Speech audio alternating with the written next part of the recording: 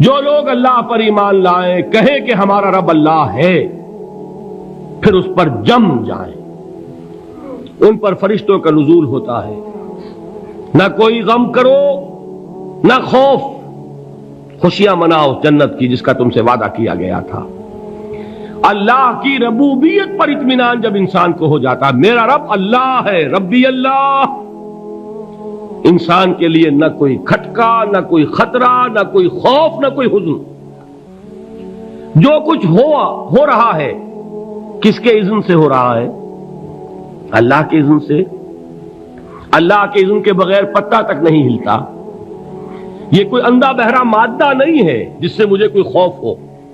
اندھا بھینسا چلا آ رہا ہو، اس سے تو ڈرنے کا ہر انسان کو ڈرنا چاہیے، نہ معلوم کس کو ٹکر مار دے۔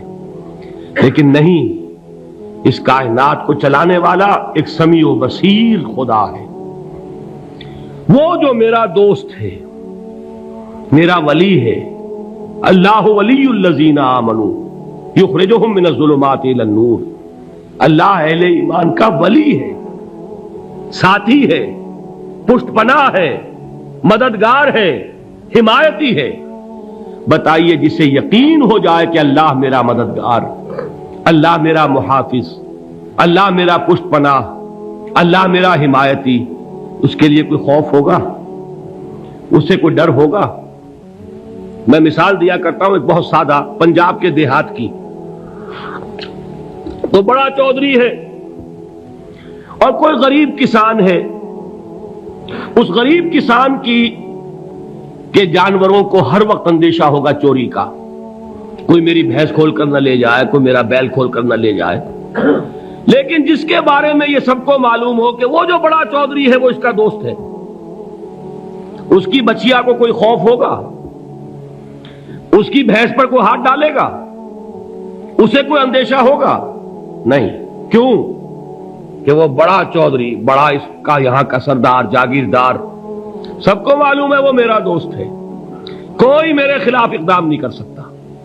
اس دنیا میں یہ چھوٹی سی بات اگر آپ کے دلی اطمینان اور سکون کا باعث بن سکتی ہے تو ذرا تصور کیجئے۔ میں لفظ تصور استعمال کروں گا صرف اس لیے کہ اس کا ہم جس کو کہتے ہیں ادراک اور شعور کر نہیں سکتے، اگر کے ساتھ کر سکتے۔ اگر یقین ہو کہ اللہ میرا مددگار اور یقین ہو کہ اللہ ہر آن میرے ساتھ ہے، پھر کوئی خوف، کس کا خوف؟ کوئی شے اللہ سے بالاتر ہے؟ کوئی قوت اس سے زیادہ طاقتور ہے؟ کوئی اس کے ارادے کو بدلنے والا ہے؟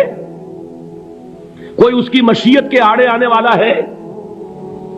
یہی بات ہے جو حضور نے فرمائی۔ یہ ایمان کا حاصل ہے لب لباب، کہ دیکھو اچھی طرح اس بات کو ذہن نشین کر لو، اگر تمام انسان مل کر تمہیں کوئی نقصان پہنچانا چاہے نہیں پہنچا سکتے، مگر جو کچھ اللہ نے لکھ دیا ہو، اور تمام انسان مل کر تمہیں کوئی نفع پہنچانا چاہیں نہیں پہنچا سکتے، مگر وہ شے جو اللہ نے طے کر دی ہو۔ آپ پھر میں کہوں گا ذرا طاری کیجئے، اسے فرض کیجئے، اسے سوچئے۔ اگر اس حدیث پر ہمارا دل ٹھکا ہوا ہو تو کسی سے ڈر ہوگا؟ یہ مجھے نقصان نہ پہنچا دے، یہ میری رپورٹ خراب نہ کر دے، یہ میری انکریمنٹ نہ رکوا دے، یہ میرا یہ نہ بگاڑ دے، یہ میرا یہ نقصان نہ پہنچا دے۔ اس کا ڈر، اس کا ڈر، اس کا خوف، اس کی خوشامد، اس کے لیے جا کر طرح طرح سے اپنی عزت نفس کو ذلیل کروانا اس کے سامنے، یہ سب کچھ کیوں کرتا ہے انسان؟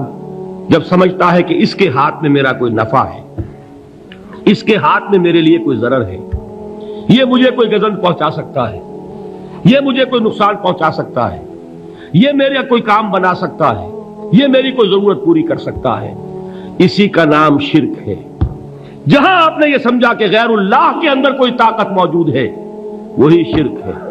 بتوں سے تجھ کو امیدیں، خدا سے نومیدی، مجھے بتا تو صحیح اور کافری کیا ہے؟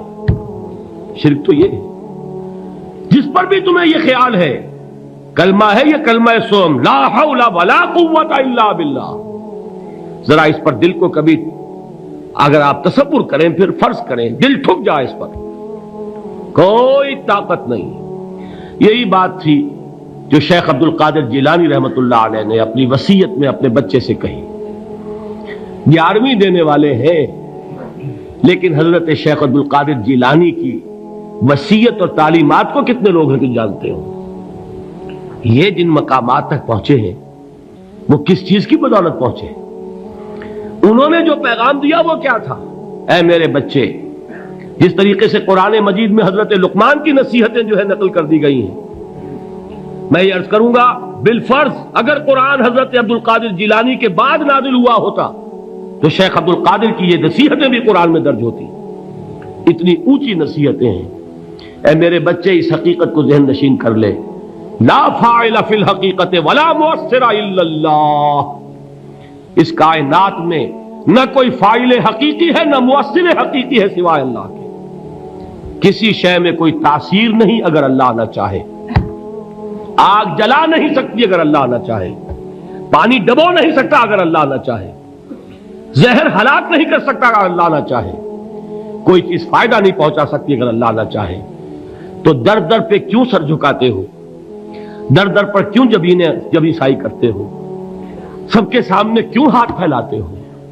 ایک اللہ سے مانگو. ایک اللہ کے سامنے زمین پر اپنی جبین رکھو. لا فاعل فی الحقیقت ولا مؤثر الا اللہ. نظر آتا ہے ہمیں کہ پانی پیاس بجھا دیتا ہے. پیاس بجھانے کی صلاحیت پانی میں نہیں ہے، اللہ کے اذن سے. کھانا بھوک مٹا دیتا ہے. بھوک مٹانے کی صلاحیت کھانے میں نہیں ہے، اذن رب میں ہے. دیکھیے یہی یقین تھا. حضرت موسیٰ علیہ السلام کا واقعہ یاد کیجئے. سامنے سمندر آ گیا ہے، قوم دیکھتی ہے پیچھے کہ گرد و غبار کا طوفان ہے. معلوم ہوا کہ فرعون اپنے لشکر سمیت آ گیا ہے. لشکر جب چلتا تھا تیز رفتاری کے ساتھ تو گرد و غبار کا جو طوفان اٹھتا تھا اس کا تصور کیجیے. اور لمحہ بلمحہ وہ قریب آ رہا ہے. پوری قوم نے کیا کہا؟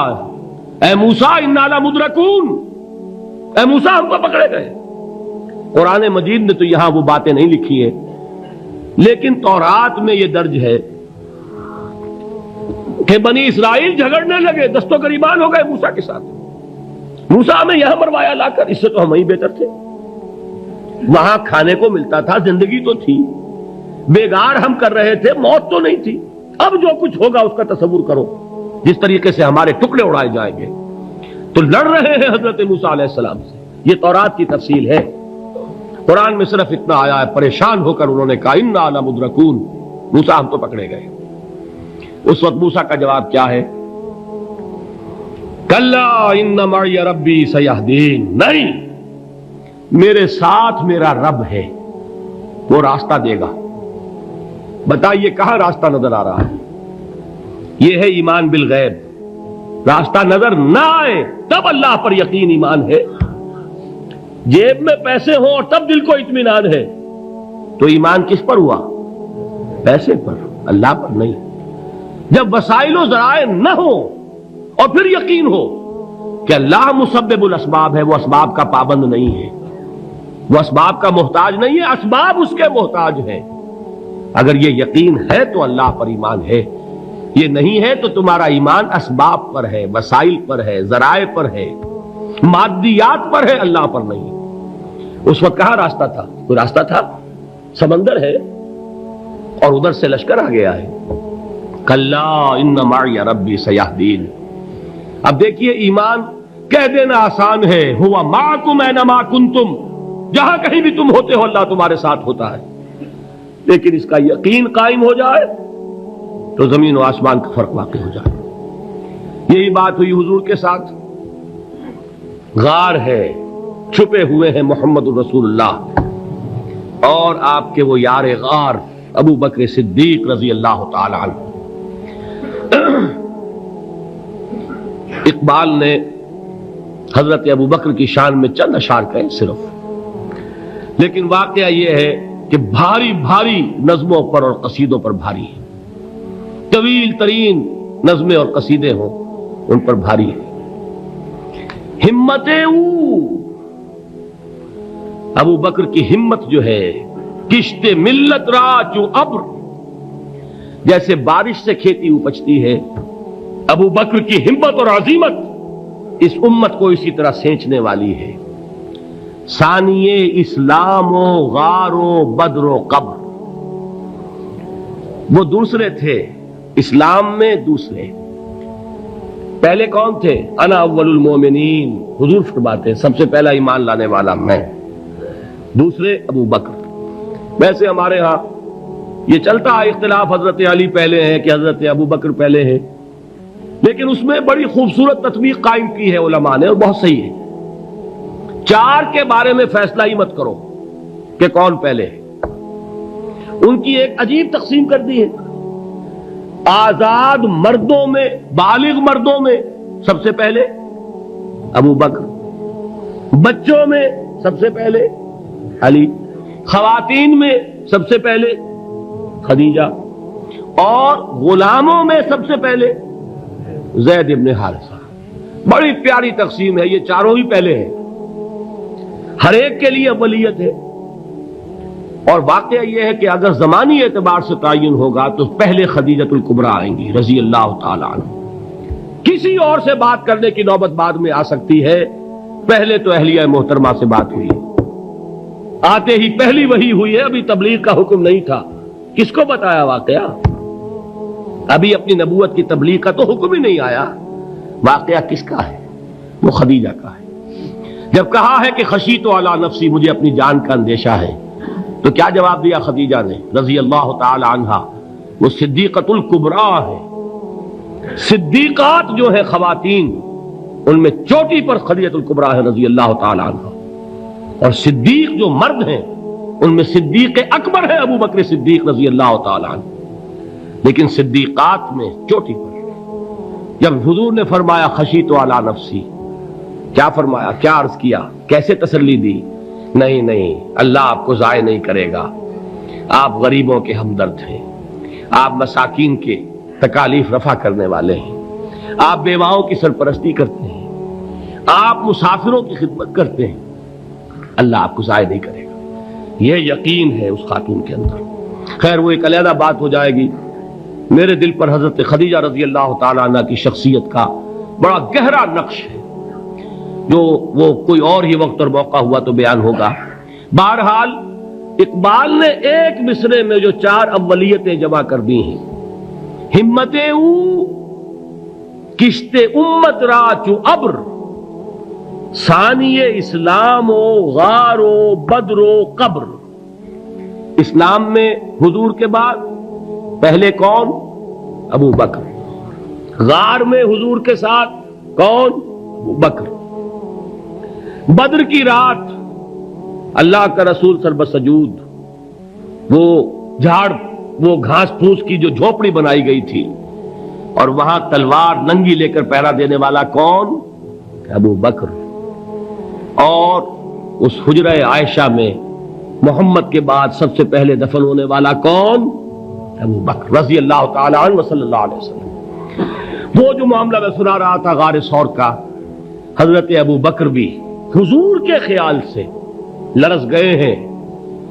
آپ کو یاد ہوگا کہ جا کر پہلے تمام جتنے سوراخ تھے انہیں بند کیا ہے، ایک سوراخ رہ گیا تھا جس کو بند کرنے کے لیے کوئی کپڑا نہیں تھا، وہاں اپنی ایڑی رکھی ہے، تب کہا ہے حضور سے تشریف لائیے، اور اپنے زانو پر حضور کو لٹایا ہے، اور وہاں کسی موذی جانور نے کاٹا ہے، حضور کی آنکھ لگ گئی تھی، اس وقت اس بل کے اندر جو بھی بچھو ہے کیا ہے واللہ عالم، اس نے کاٹا ہے، اس کی تکلیف کی وجہ سے ابو بکر کی آنکھوں سے آنسو ٹپک گئے، حضور کے چہرے مبارک پر پڑے ہیں، تو حضور جاگے ہیں، معاملہ کیا ہے؟